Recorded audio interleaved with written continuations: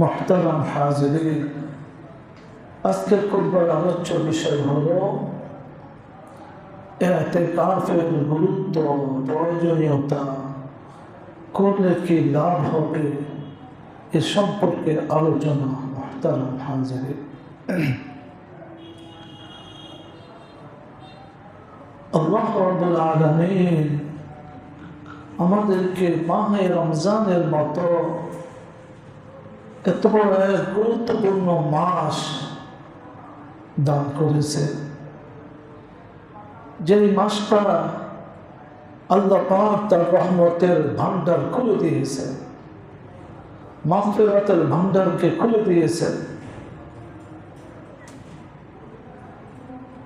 যে মাসে বান্দার প্রতিটি মুহূর্তে বান্দার দোয়া কবুল হয়, বান্দাকে প্রতিটি মুহূর্তে মাগফিরাত করে দেওয়া হয়। এত গুরুত্বপূর্ণ মাস, এত বরকতওয়ালা মাস, আজমতওয়ালা মাস, সেই মাসের গুরুত্ব, সেই মাসের কদর করা চাই, সেই মাসকে মূল্যায়ন করা চাই। আমি যদি মুহতারাম হাজিরিন একজন মুসলমান হিসাবে, একজন মুমিন হিসাবে এই মাসের কদর না করি, এই মাসকে মূল্যায়ন না করি, তাহলে আর কে করবে? এবং আমি যদি এই মাসের গুরুত্ব কদর করি, যদি আমি ইবাদত না করি, আমি যদি এই মাসের গুরুত্ব এবং কদর না করি, ইবাদত না করি, তাহলে আর কোন মাসে করব? এই মাসটা হলো আল্লাহ পাক তার সেই বান্দাদেরকে মহব্বত করে দিয়েছেন। এই জন্য মুহতারাম হাজিরিন, এই মাসে কদর মূল্য অধিক পরিমাণে করা চাই।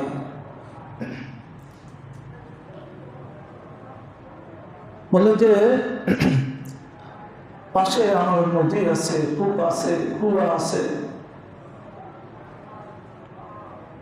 আর আশপাশে কোনো পানি নাই, তাহলে ওই ব্যক্তি ওই কুয়া থেকে, নদীর থেকে ওই পরিমাণ সে লাভবান হতে পারবে, ওই কুয়ার পানি থেকে, নদীর পানি থেকে ফায়দা নিতে পারবে, যে যে পরিমাণ পাত্র নিয়ে ওই কুয়ার মধ্যে, পানির মধ্যে, ওই কুয়ার মধ্যে, নদীর মধ্যে পানি আনার জন্য যাবে। কেউ যদি ছোট পাত্র নিয়ে কুয়া থেকে পানি আনতে যায়, নদীতে পানি আনতে যায়, আর কেউ যদি বলে নদীর পানি কমে গেছে, কি ভাই কথাটা সঠিক হবে? কথাটা সঠিক হবে না।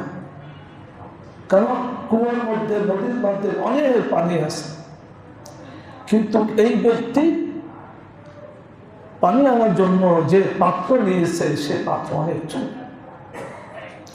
আর যে ব্যক্তি অনেক বড় পাত্র নিয়ে যাবে, সে তো ওই কুয়ার পানি থেকে, নদীর পানি থেকে অনেক বেশি সে ফায়দা, উপকার সে লাভ করতে পারবে।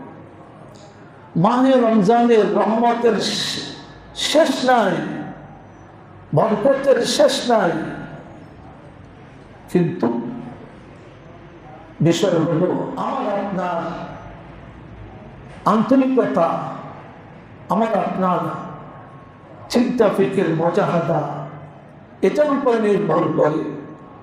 যে যত বেশি আন্তরিকতা নিয়ে এই মাসে মুজাহাদা করবে, মেহনত করবে, সে তত বেশি এই মাস থেকে, এই মাসের রহমত থেকে সে ফায়দা নিতে পারবে, এই মাসের বরকত থেকে সে ফায়দা নিতে পারবে, এই মাসের মাগফিরাত থেকে সে উপকার লাভ করতে পারবে। আর যারা এই মাসে কদর করবে না, মুহতারাম হাজিরিন, এই মাসকে মূল্যায়ন করবে না, তারা তো এই মাস থেকে সে ফায়দা নিতে পারবে না। কারা পারবে না? এই মাস থেকে ফায়দা নিতে পারবে না কারা? যারা এই মাসের ব্যাপারে গাফেল উদাসীন, সূরা আম্বিয়ার প্রথম আয়াত, ইকতারাবা লিন-নাসি হিসাবুহুম ওয়া হুম ফি গাফলাতিন মুরিদুন, যে মানুষের হিসাব নিকাশ দেওয়ার সময় একেবারে নিকটবর্তী হয়ে গেছে, আর এই ব্যাপারে সে একেবারে উদাসীন গাফেল হয়ে আছে।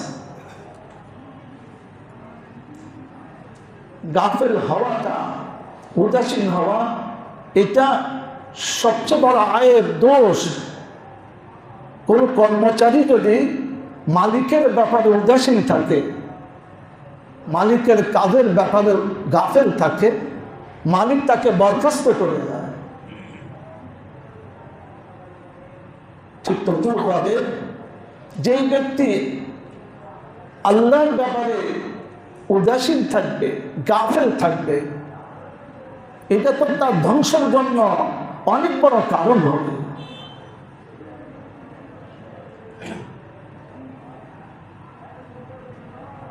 যে ব্যক্তি রোজার ব্যাপারে উদাসীন থাকবে, নামাজের ব্যাপারে গাফেল থাকবে, হজের ব্যাপারে উদাসীন থাকবে, যাকাত দেওয়ার ব্যাপারে উদাসীন থাকবে, ইবাদতের ব্যাপারে উদাসীন থাকবে, গাফেল থাকবে, ইতিকাফের ব্যাপারে গাফেল থাকবে, উদাসীন থাকবে, এটা তো তার জন্য অনেক বড় ক্ষতির কারণ হবে। এটা তো তার জন্য অনেক বড় ক্ষতির কারণ হবে। এই মাহে রমজানে কত লোক আছে মাহে রমজানের ব্যাপারে উদাসীন হওয়ার কারণে সে রোজা থেকে গাফেল হয়ে আছে, মাহে রমজানের রহমত থেকে গাফেল হয়ে আছে, মাগফিরাত থেকে গাফেল হয়ে আছে, মাহে রমজানের ইবাদত থেকে সে গাফেল হয়ে আছে। কত বড় ক্ষতির বিষয়। এই জন্য সে মাহে রমজানেরও সে রোজা রাখে না, তারাবি নামাজ পড়তে আসে না, গুনাহ থেকে সে বেঁচে থাকে। এর কারণ হলো গাফলত। গাফলত অনেক বড় রোগ মুহতারাম হাজির, অনেক বড় দোষ, অনেক বড় আয়ের। মাহে রমজান আসার পরে যদি আমার গাফলতি না যায়, মাহে রমজান আসার পরে যদি আমার উদাসীনতা না যায়, তাহলে আর কখন যাবে? দুনিয়ার ব্যাপারে কোন ব্যবসায় যদি সিজন আসে, ব্যবসার সিজন আসে, তো তার গাফলতে চলে যায়, উদাসীনতা চলে যায়, সে কিভাবে তার ব্যবসাকে সে ধরবে, ব্যবসার লাভকে ধরবে? এই জন্য সে দুধ নিন, অন্যান্য আরাম আয় সব কিছুকে সে বিসর্জন দিয়ে দেয়। কেন? তার ব্যবসার সিজনকে দেওয়া। মাহে রমজান হল রহমত লাভের সিজন, মাগফিরাত লাভের সিজন, আল্লাহর নৈকট্য লাভের সিজন, অনেক সব অর্জনের সিজন, সময়। আমি এখন যদি আমি গাফিল থাকি, তাহলে আমার থেকে আর দুর্ভাগা হতভাগা আর কে হতে পারে? এই জন্য আমাদের হায়াত অনেক কম, অনেক কম। এই অল্প হায়াতের মধ্যে যদি আমি গাফিল থাকি, তাহলে পরকালের জন্য আমি প্রস্তুতি কখন নিব, কিভাবে নিব? হাদিসের মধ্যে উদাহরণ পেশ করা হয়েছে যে সমুদ্রের মধ্যে কোনো ব্যক্তি যদি তার আঙ্গুলের মাথা প্রবেশ করায় এবং বের করে, আঙ্গুলের মাথায় যে পরিমাণ, যতটুকু পানি, এক ফোঁটার বেশি তো আর উঠবে না, যতটুকু পরিমাণ পানি উঠবে অতটুকু পরিমাণ হলো দুনিয়ার হায়াতের জিন্দেগি। আর বাকি সমুদ্র উদাহরণ হলো আখিরাতের জিন্দেগি। বাকি পুরা সমুদ্রের পানির পরিমাণের উদাহরণ হলো আমার আপনার আখিরাতের জিন্দেগির হায়াতের পরিমাণ। এবার চিন্তা করে যে আমার পরকালের জিন্দেগি কত বিশাল। আজ আমি আপনি এই সামান্য সময় হায়াতের জন্য কত পেরেশান, কত চিন্তা ফিকির। আর এত বড় বিশাল জিন্দেগির জন্য আমাদের কি পরিমাণ আমাদের টেনশনে হওয়া উচিত ছিল, কি পরিমাণ আমাদের চিন্তা ফিকির হওয়া উচিত ছিল। কিন্তু মুহতারাম হাজিরিন, আমরা কি ওই পরিমাণ চিন্তা ফিকির করি? ওই পরিমাণ কি আমাদের পেরেশানি আছে? কেন আমাদের একটু আমি গাফেল হয়ে আছি, আরেকটু আমার আগ্রহ কম, আমার আগ্রহ কম। আল্লাহ রাসূল সাল্লাল্লাহু আলাইহি ওয়াসাল্লাম এক হাদিসের মধ্যে ইরশাদ বর্ণনা করেন যে ওই সত্তার কসম, যে সত্তার হাতে, যে সত্তার অধীনে আমার জান, পারস্যের এমন কিছু লোক আছে যদি সপ্তম আসমানে ঈমান রাখা হতো তাহলে তারা সেখানে গিয়ে হলেও ওই ঈমানকে তারা গ্রহণ করত, ওই ঈমানকে তারা হাসিল করত। দেখেন, তাহলে আল্লাহ রাসূল কিছু লোকের উদাহরণ দিতেছেন যে তাদের কি পরিমাণ আগ্রহ ছিল, কি পরিমাণ তাদের চিন্তা ফিকির ছিল, যে তাদের হাদিসের মধ্যে তাদের উদাহরণ দিছে যদি সপ্তম আকাশে যদি ঈমান থাকতো তো সেখানে গিয়ে হলেও তারা সেই ঈমানকে তারা নিয়ে আসতো। তারা তো যেতে পারতো না, কিন্তু এটা তাদের আগ্রহটাকে বোঝানোর জন্য, এটা তাদের আগ্রহের গুরুত্ব বোঝানোর জন্য আল্লাহ রাসূল উদাহরণ দিয়েছে। তাদের অন্যতম হলো হযরত সালমান ফারসি রাদিয়াল্লাহু তাআলা, তার নিজের জবানের মুখের কথা যে আমি আমার বাবা অগ্নি উপাসক ছিল, আমাকে বাহিরের কাজে পাঠানো হতো। এক পর্যায়ে আমি ওই জমানায় ওই সময় ঈসা আলাইহিস সালাতু ওয়াস সালামের ধর্মের যে উপাসনালয় তার পাশ দিয়ে যাচ্ছিলাম, দেখলাম লোকেরা নামাজ পড়ে। আমি এই নামাজ দেখে আমার দিলের মধ্যে হঠাৎ করে নামাজের প্রতি আগ্রহ জন্মিল যে এটা ঠিক করতেছে। এর থেকে তার পরিবর্তন শুরু। অনেক লম্বা ঘটনা, শুধু আমার বিষয়টাকে বোঝানোর জন্য আমি এই ঘটনাটা নিয়ে আসলাম যে তিনি একটা হলো ঈসা আলাইহিস সালাতু ওয়াস সালামের এই ধর্মের যারা আলেম ছিল, রাহেব, এরকম 8 জন রাহেবকে, মানে একজনের কাছে গেলে ওনার কাছে ওনার সান্নিধ্যে কিছুদিন থাকার পর ইন্তেকাল করতেন। ইন্তেকালের আগে জিজ্ঞাসা করতেন যে আমি এখন কার কাছে যাব, আপনার কার কাছে আমাকে সমর্থ করতেছেন। এইভাবে পর্যায়ক্রমে 8 জন আলেম, কত বছর সময় লাগছে।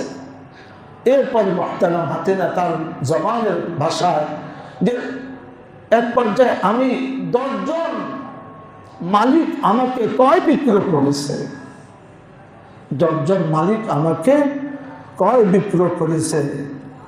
তার মধ্যে বনি কালব নামক এক গোত্র আমার পাল্টিয়ে যাচ্ছিল। আমি বললাম তোমরা যদি আগে যাও, আমাকে সাথে করে নিয়ে যাও, আমি আমার সমস্ত অর্থ সম্পদ সব তোমাদেরকে দিয়ে। তারা আমাকে মক্কাতে নিয়ে এসে বনি কুরাইজা ইহুদি সম্প্রদায়ের কাছে জুলুম নির্যাতন করে বিক্রি করে দিল। আর বনি কুরাইজা ওই লোক আমাকে মদিনাতে নিয়ে গেল। আমার পূর্বের যে সমস্ত আলেম রাহেব যারা নবীকে পাওয়ার জন্য আমাকে যে সমস্ত নিদর্শন দিয়েছে, এই সব কিছু এখানে মিলে যাচ্ছে, খেজুরের বাগান থাকে ইত্যাদি ইত্যাদি। মুহতারাম হাজিরিন, দেখেন এই সালমান ফারসি তার দৃঢ়তা ছিল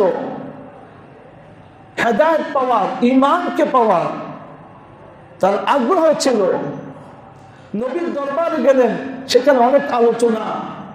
হুজুর বললেন, তুমি তোমার মালিকের সাথে মুকাতাব চুক্তি করো, অর্থাৎ তার সাথে চুক্তি করো, মানে স্বাধীন হওয়ার জন্য, যে আমি তোমাকে এই পরিমাণ অর্থ দিব, তুমি আমাকে আজাদ করে দাও। ওই মালিক অনেক কঠিন শর্ত দিয়েছিল, 40 উকিয়া সোনা দিতে হবে। 40, ওই জামানার 40 উকিয়া, এটা চারটিখানে বিষয় ছিল। আরেকটা হলো 300 খেজুর গাছ তাকে লাগাইতে হবে। চারা লাগানোর পর এগুলো তত্ত্বাবধান করার পরে যতদিন লাগবে এগুলো খেজুর ধরবে, তারপর সে আজাদ। নবীজির কাছে যখন এই ঘটনার সংবাদ দেওয়া হলো, রাসূলুল্লাহ সাল্লাল্লাহু আলাইহি ওয়াসাল্লামের দরবারে কিছু সৈন্য আসলো, বলে, যাও তুমি এটা তোমার মালিককে মেপে দিয়ে দাও। বলে, ইয়া রাসূলুল্লাহ, এই স্বর্ণ কি হবে, এতটুকু স্বর্ণ? নবীজি বলেন, যাও তুমি নিয়ে যাও। আল্লাহ রাসূলের হাতে এই স্বর্ণ হাদিয়া আসছে। যখন সে মাথা শুরু করছে, এই স্বর্ণটুকু 40 উকিয়া হয়েছে, আর মালিককে 40 উকিয়া সে এই স্বর্ণ দিয়ে দিয়েছে। মুহতারাম হাজির, নবীজি বললেন, এবার তুমি খেজুরের চারা নিয়ে আসো। রাসূলুল্লাহ সাল্লাল্লাহু আলাইহি ওয়াসাল্লাম নিজে 300 চারা লাগাইলেন। সাথে সাথে নবীজির মুআজিজা, গাছগুলো বড় হয়ে গেল, সাথে সাথে খেজুর ধরল। মুহতারাম হাজিরিন, নবীজি সালমান ফারসি এই আগ্রহ, তার আগ্রহ ঈমানকে গ্রহণ করবে, নবীজির সান্নিধ্য গ্রহণ করবে, আল্লাহর নৈকট্য লাভ করবে। আর এর জন্য এত বড় ত্যাগ আর কুরবানি আল্লাহ তাকে কবুল করেছেন তার আগ্রহের কারণে। নবী পর্যন্ত নিয়ে আসছেন। তার স্বাধীন হওয়ার যে মালিক এত কঠিন শর্ত দিয়েছে, সেগুলো পুরো করার আল্লাহ সমস্ত ব্যবস্থা আল্লাহ কুদরতি নিজামে করেছেন। আর সব নিজাম পুরো করেছেন। সালমান ফারসিকে আজাদ করেছেন। সালমান ফারসি ঈমানওয়ালা হয়েছে, নবীর সান্নিধ্য লাভ করেছেন। নবীজি বলেছেন, সালমান মিন্না, সালমান আমার পরিবারের অন্তর্ভুক্ত। বলেন যে কিসের বিনিময়? এটা তো তার এক আগ্রহ ছিল, এটা তো তার এক দৃঢ়তা ছিল। আজ আমাকে শব্দ আকাশে দেওয়া লাগবে না, আজ আমাকে এত কুরবানি করা লাগবে না। সামান্যতম ত্যাগ, সামান্যতম মুজাহাদা করলে এই উম্মত আল্লাহর নৈকট্য লাভ করবে, আল্লাহকে পাবে, আল্লাহ তাদের উপর রাজি হবে। সামান্যতম কুরবানি আর ত্যাগ স্বীকার করবে। মুহতারাম হাজিরিন, আজ মানুষের বিভিন্ন রকমের টার্গেট থাকে দুনিয়াতে। আজকে আমরা বিভিন্ন রকমের টার্গেট করি। কারো টার্গেট থাকে আমি উচ্চশিক্ষায় শিক্ষিত, কারো টার্গেট থাকে আমি বিদেশে MS করবো, কারো টার্গেট থাকে আমি PhD করবো, কারো টার্গেট থাকে আমি বড় ব্যবসায়ী হব, ইত্যাদি ইত্যাদি। এই টার্গেট পুরো করার জন্য প্রত্যেকটা লোক তার টার্গেটকে পুরো করার জন্য সে চেষ্টা করে, মেহনত করে, ফিকির করে। হয়তো বা অনেকে আছে সে টার্গেটকে সে পুরো করে ফেলে। কিন্তু মুহতারাম হাজিরিন, আমরা সকলে আখিরাতের অধিবাসী, কবরের অধিবাসী। আল্লাহর কাছে আমাদেরকে যেতে হবে। আমাদের ঠিকানা হলো, চিরস্থায়ী ঠিকানা হলো ওই জান্নাত, পরকাল। আমরা ক্ষণস্থায়ী জিন্দেগির জন্য কত না কত ধরনের টার্গেট করি। আর আমাদের পরকালের জন্য আমাদের কি টার্গেট বলে? আমি কি টার্গেট করেছি, কি টার্গেট করেছি আমরা? আর সে টার্গেট করে আমরা কি ধরনের চিন্তা ফিকির আর মেহনত করতেছি।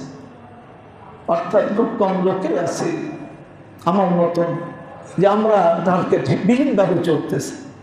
টার্গেট ছাড়া যেরকম মানুষ দুনিয়াতে সফল হতে পারে না, টার্গেট ছাড়া একজন ছাত্র সে সফল হতে পারে না, টার্গেট ছাড়া কোনো দলের নেতা সে সফল হতে পারে না, টার্গেট ছাড়া একজন ব্যবসায়ী সফল হতে পারে না, টার্গেট ছাড়া একজন মুমিন আখিরাতে যে বিশ্বাসী সে সফল হতে পারবে না।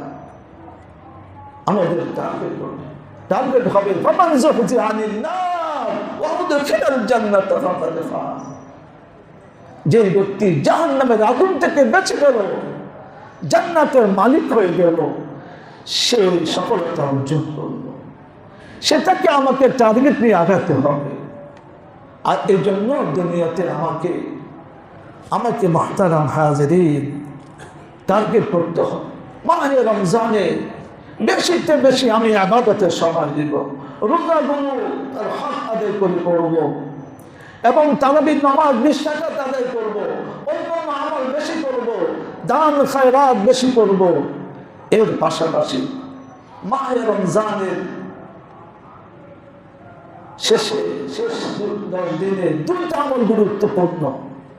এক হলো ইতিকাফ, আরেক হলো লাইলাতুল কদর। এক হলো ইতিকাফ, আরেক হলো লাইলাতুল কদর। মানুষ তিনটা কাজে নগদ মজা পায়। নগদ এক হলো যে ব্যক্তি আল্লাহকে শ্রদ্ধা করবে, শ্রদ্ধা করার মতো সে সত্যি খোদার কসম সে স্বাদ অনুভব করবে। আরেক হলো আরাফাতুল ময়দান, যারা গিয়েছে তারা জানে সেখানে যে ব্যক্তি যাবে তার মজা সে পাবে, তার স্বাদ সে পাবে। আরেক হলো যে ব্যক্তি ইতিকাফ করবে, ইতিকাফ যে করেছে সে কখনই তাকে ছাড়বে না। আমাদের মুরব্বিয়ানে কারাম বুজুর্গানে দ্বীন যারা যার মজা পেয়েছে কখনো সে ইতিকাফকে ছাড়তে পারে না, ছাড়ে না। যত তার ক্লান্তি হোক, দুর্বলতা আসুক, বার্ধক্য আসুক, সে ইতিকাফকে সে ছাড়তে চায় না।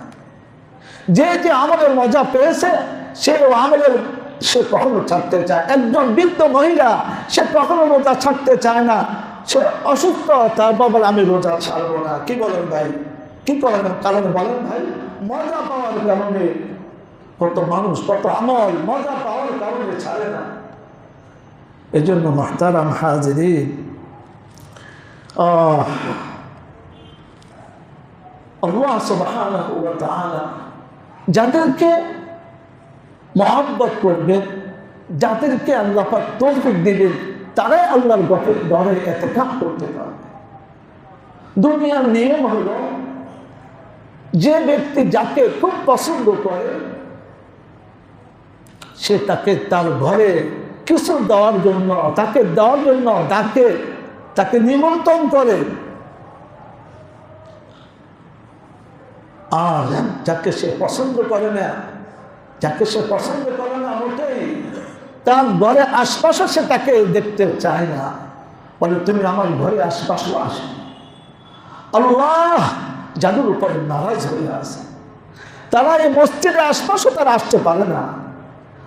আল্লাহ যাদের কর্মকাণ্ডে, যাদের নাফরমানি অবাধ্যতার কারণে যাদের উপর নারাজ হয়ে আছে, অসন্তুষ্ট হয়ে আছে, তারা দেখেন আল্লাহর ঘরে আশপাশে আসতে পারে না। অথচ সে মুসলমানের ধর্ম জন্ম দিয়েছে। মসজিদের পাশে সে ফ্ল্যাট কিনতে পারে, মসজিদের পাশে সে বাড়ি করতে পারে, মসজিদের মহল্লা সে অবস্থান করতে পারে, কিন্তু আল্লাহ তার কর্মের উপরে অসন্তুষ্ট হওয়ার কারণে মসজিদের আশেপাশে সে আসতে পারে। আল্লাহ আমাদেরকে মহব্বত করেন বিধায় এই মসজিদে বারবার আল্লাহ আমাদেরকে আসার সুযোগ দিতেছেন, তৌফিক দিতেছেন। এটা আল্লাহর অনুগ্রহ। ঠিক তদুরভাবে আল্লাহ যাদেরকে অতি মহব্বত করবেন তাদেরকে আল্লাহর ঘরে আল্লাহ ইতিকাফ করাবেন। এই জন্য মুহতারাম হাজিরিন, দুনিয়াতে কেউ যদি কোনো ব্যক্তিকে তার ঘরের কাজের জন্য ডাকে যে তুমি আমার অমুক কাজটা করে দাও, আমার অমুক কাজটা করে দাও, তো সে তার সারাদিন তার কাজ করল, সারাদিন সে তার কাজ করল। যখন সন্ধ্যা হয়ে গেল, যদি তার মধ্যে সামান্যতম ভদ্রতা থাকে, সারাফত থাকে, সে কখনো তাকে খালি হাতে কি করবে না বলেন ভাই, তাকে বিদায় দেবে না। কিছু হলেও যদি সামান্যতম ভদ্রতা থাকে, কিছু হলেও তাকে দিয়ে বলবে বাকিটা পরে দিল। আর যার মধ্যে পুরোপুরি ভদ্রতা আছে, সে বলবে আরে সে সারাদিন আমার কাজ করেছে, আমি কিভাবে তার মজুরি ছাড়া তাকে বিদায় দিব। এটা তো তার গায়রতা লাগবে, তার আত্মমর্যাদা লাগবে। সে তাকে তার পুরোপুরি তার মজুরি, বরং তাকে আরো বকশিশ দিয়ে তাকে বিদায় দিবে, তাকে খুশি করে বিদায় দিবে। আল্লাহ রাব্বুল আলামিন এই মাহে রমজানে যাদেরকে ইতিকাফের জন্য, তার ঘরে ইবাদত বন্দেগী করার জন্য যাদেরকে ডাকবে, আল্লাহ সবচেয়ে গায়রতওয়ালা, সবচেয়ে শরাফত তো আল্লাহর মধ্যে। তো আল্লাহ কিভাবে আমরা কিভাবে একটা ধারণা করতে পারি যে আল্লাহ তার বান্দাকে বিনা মাগফিরাতে, বিনা সন্তুষ্টে তাকে তার ঘর থেকে বিদায় দিবে, বিনা সবে কদর পাওয়ার ব্যাপারে তাকে বিদায় দিয়ে দিবে। আল্লাহ তো আহকামুল হাকিমিন, আরহামুর রাহিমিন। তিনি তো তার বান্দাকে যারা মাহে রমজানের শেষে এই 10 দিন ইতিকাফ করবে, তাকে পুরোপুরিভাবে সবে কদর তার নসিব করে দিবে, তাকে মাগফিরাত তাকে দিয়ে দিবে, তার জন্য সব কিছু দিয়ে তাকে খুশি করে মসজিদ থেকে আল্লাহ তাআলা তাকে বিদায় দিবেন। এই জন্য মুহতারাম, আল্লাহ রাসূল সাল্লাল্লাহু আলাইহি ওয়াসাল্লাম তার জীবনের যত আমল আছে, এই আমলের মধ্যে যে আমলটা তিনি সারা জীবন করেছেন, রোজার পরিশ্রম করতে সারা জীবন যে আমলটা করেছেন, সে আমলটা কি ভাই বলেন? ইতিকাফ। সে আমলটা ইতিকাফ। عن عائشة رضي الله تعالى عنها زوج النبي صلى الله عليه وسلم كان يعتكف العشر الأواخر من رمضان حتى توفاه الله. হযরত আয়েশা রাদিয়াল্লাহু তাআলা বলেন যে রাসূলুল্লাহ সাল্লাল্লাহু আলাইহি ওয়াসাল্লাম রমজানের শেষ 10 দিন ইতিকাফ করতেন, যতদিন পর্যন্ত আল্লাহ ওনাকে দুনিয়া থেকে তুলে না নিয়েছে, ততদিন পর্যন্ত তিনি কি এই ইতিকাফের আমল করেছেন। عليك حديث البخاري شدد كان النبي صلى الله عليه وسلم يعتكف في كل رمضان 10 أيام فلما كان العام الذي قبض فيه اعتكف 20 يوما. হযরত আবু হুরায়রা বলেন যে রাসূলুল্লাহ সাল্লাল্লাহু আলাইহি ওয়াসাল্লাম প্রত্যেক রমজানে 10 দিন ইতিকাফ করতেন, কিন্তু যে শেষ রমজান, তো তার জীবনের শেষ রমজান তিনি ডবল ইতিকাফ করেছেন, 20 দিন তিনি ইতিকাফ করেছেন। এত গুরুত্বপূর্ণ আমল।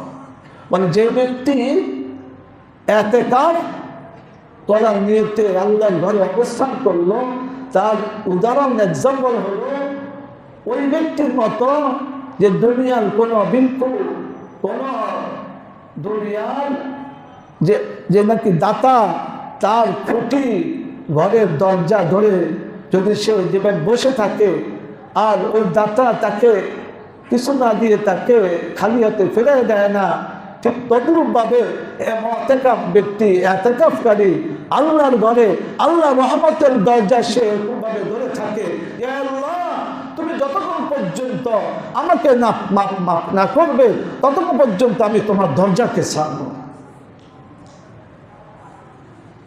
এই জন্য মুহতারাম হাজিরিন, আলোচনা করলে অনেক লম্বা আলোচনা করা যাবে, অনেক দিন সময় আলোচনা শেষ করা যাবে না, কিন্তু মূল বিষয় হলো আমলের জিন্দেগির মধ্যে নিয়ে আসা। এই ইতিকাফ আমার যেদিন থেকে আমার আপনজন অনেকে ইতিকাফ করছেন, আমার বাবা সারা জীবন, আমি আলহামদুলিল্লাহ মসজিদে দীর্ঘ বছর ধরে ইতিকাফ। ওই যে একটা কথা, যে ইতিকাফের মজা পেয়েছে সে কখনো ছাড়বে না, যে মজা পাবে না সে তো ছাড়ে দিবে। এই জন্য আমাদেরকে লাইলাতুল কদর যদি কোনো ব্যক্তি পেতে চায়, কি ভাই আপনারা পাইতে চান না? কি ভাই পাইতে চান না? সবাই পাইতে চায় না মনে হয়। সবাই কি লাইলাতুল কদর পেতে চান? কিন্তু লাইলাতুল কদর তো অনিশ্চিত, আপনি কখন পাবেন না পাবেন এত নিশ্চয়তা নাই। নিশ্চয়তা আছে ভাই? কোন সময় লাইলাতুল কদর হবে, কোন তারিখ হবে, কোন সম্ভাব্য তারিখ বলা হয়েছে। কিন্তু কোনো ব্যক্তি যদি ইতিকাফ করে তাহলে তার জন্য লাইলাতুল কদর কি একেবারে নিশ্চিত। লাইলাতুল কদর তার জন্য নিশ্চিত। আপনারা সবাই বলতেছেন যে লাইলাতুল চাই, তো লাইলাতুল কদর পাবেন আমাদের কি করতে হবে ভাই? ইতিকাফ। আমার কবরে আমাকে যেতে হবে, আমার কবরে আমাকে যেতে হবে, আমার হিসাব আমাকে দিতে হবে। এই জন্য কবরে যাওয়ার আগে নিজের যা কিছু আছে সব কিছু প্রস্তুতি নিয়ে যায়। আমার ছেলে মেয়ে, আমার ওয়ারিস আমার জন্য সওয়াব পাঠাবে, এটা ধারণা ওইভাবে আমরা করি না। কারণ আমার জীবদ্দশা আমার ছেলে মেয়ে নামাজ কালাম করে না, দিন ধর্ম কর্মতারা করে না, তাহলে আমার মৃত্যুর পর আমি কিভাবে আশা করতে? এই জন্য সাহাবায়ে কেরাম হিজরত করছে, নবীজি হিজরত করছে, জিহাদের ময়দানে আল্লাহর রাস্তায় হিজরত করছে। আমি আপনি কি ঘর থেকে হিজরত করে মসজিদে আসতে পারি না ভাই? কি বলেন না? 11 মাস আল্লাহ আমাদেরকে দিয়েছে। এই মাস আল্লাহর জন্য। এই জন্য ভাই কার কার নিয়ত আছে যে আমি ইতিকাফ ইনশাআল্লাহ আমি করবো ইতিকাফ? আর কার কার নিয়ত আছে ভাই? নিয়ত করি যে ইনশাআল্লাহ আল্লাহ যদি তৌফিক দেয় আমি ইতিকাফ করবো। আমাদের মুসলমান আলহামদুলিল্লাহ সুন্দর ব্যবস্থাপনা আছে, যে ধরনের ব্যবস্থা আছে সব ব্যবস্থা আছে, শুধু ইতিকাফ করা এবং কিয়ামুল লাইল ইনশাআল্লাহ আমাদের মসজিদে হবে। ভাই কার কার নিয়ত আছে তো বলি ইনশাআল্লাহ। হাজির নিয়ত আছে, আমাদের নূর ইসলাম সাহেবের নিয়ত আছে। আল্লাহ পাক ওনাকে কবুল করেন, ওনাকে সুস্থতা দান করেন। হযরত আলী ভাই নিয়ত করছে, আল্লাহ পাক ওনাকে কবুল করেন, আল্লাহ ওনার জানে মানে বরকত দেন। ভাই আর অনেকের আমি দেখতেছি যাদের সামর্থ্য আছে ইতিকাফ করার। কি বলেন ভাই, নিয়ত করা যায় না? আরো নিয়ত করেন ভাই ইতিকাফ। আমি তো লাইলাতুল কদর পাইতে চাই। নওজওয়ান ভাইরা যারা আছে তাদের কি ইতিকাফ দরকার নাই? কি তারা কি বৃদ্ধ হলে মারা যাবেন কোনো নিশ্চয়তা আছে কিনা? দাউদকে আল্লাহ কবুল করে, দাউদ ইতিকাফ নিয়ত করছে। আর ভাই নওজওয়ান আরো নিয়ত করি যে আমরা ইতিকাফ করবো ইনশাআল্লাহ, ইমাম সাহেবের সাথে ইতিকাফ করবো। গত বছর আমাদের সাবেক সভাপতি মাহবুব দোয়ারদার সাহেব, আমরা যখন বাইতুল্লাহ গেছি ওনার ইতিকাফে নিয়ত ছিল না। যখন আমরা আসতেছিলাম উনি পাক যে আমিও যাব। দেখেন উনি যখন যাচ্ছিল ওই যে মসজিদে হারামের দরজা আটকে দিয়েছে। আমি তো আব্বিদের মতন করে আমি ঢুকে গেছি, ওনাকে আটকে। দেখেন উনি নিয়ত করছে, পাক্কা নিয়ত করছে, আর ওনাকে আটকাইতে পারেনি, উনি ঢুকে গেছে। দেখেন এত উনি দেশে কত শানদারভাবে চলে আরামার, সেখানে অনেক মুজাহাদা করেছে, আমার সাথে ইতিকাফ করেছে। এই জন্য ভাই আমাদের প্রত্যেকে ইতিকাফ করা দরকার। ভাই আর কারো নিয়ত নাই এখানে? ভাই জিয়া ভাই নিয়ত করা যায় না? আমাদের আলম ভাই নিয়ত করা যায় না? ভাই ইনশাআল্লাহ নিয়ত করেন ভাই, তাই তো সাদা হয়ে গেছে। আর অনেকে আছে ভাই নিয়ত করি। আল্লাহ আমাদের সবাইকে ইতিকাফ করার তৌফিক দান করেন। আমরা যারা পরে আসি শুনুন।